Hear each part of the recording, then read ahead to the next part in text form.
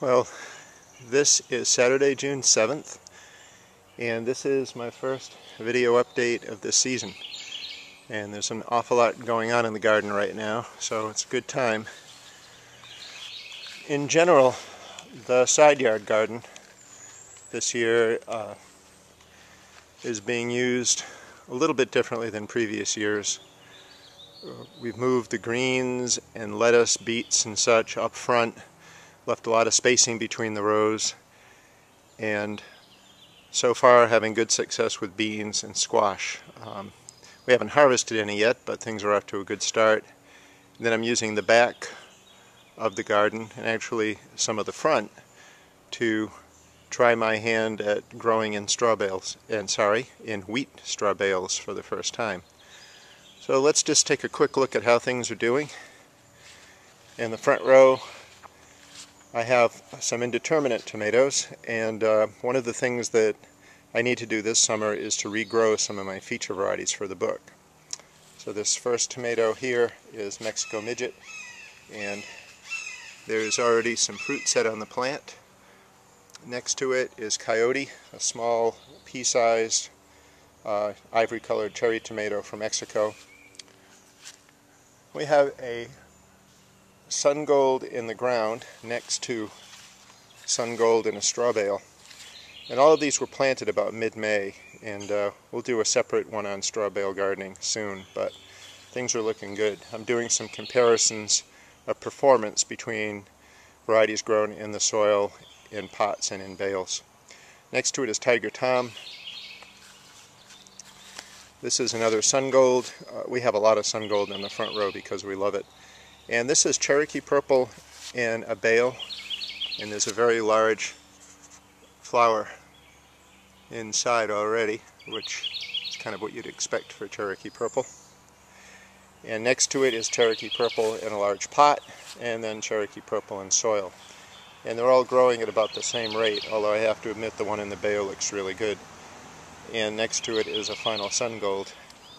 I'm going to stick to the less sunny side here. We'll come up the other.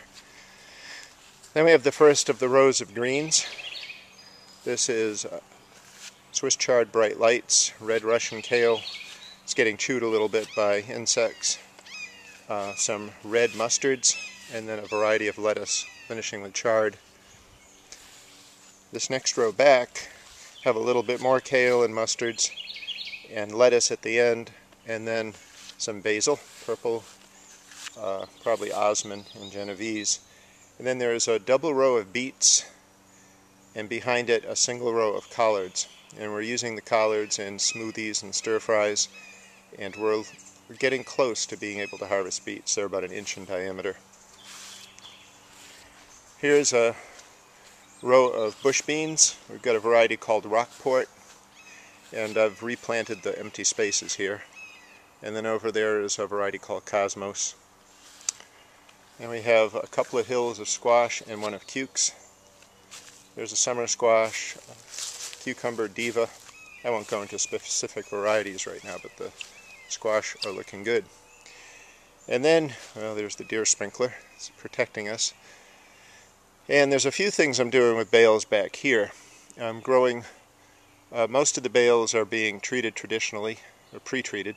I'm doing one with essentially no fertilizer treatment at all, and one organically.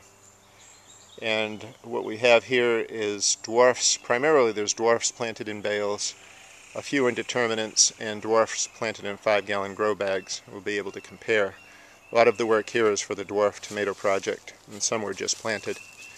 And then there's a bale over there with cucumbers and squash, and a bale here with melons and squash. But you can see that things are going really well in the straw bales and in the pots. Got some great plant health and some fruit set. So I'm pretty pleased with the start that this garden has gotten off to. We've had very good weather, very good spring weather, which has extended our lettuce harvest. And thus far, if we can keep the temperatures the way they are, we should have good fruit set on the tomatoes. There's some blueberry bushes. The blueberries will be ripening soon. And you can see down this side it's pretty much the same as the other lettuce and greens, collards and beets. That's it. Let's go to the driveway.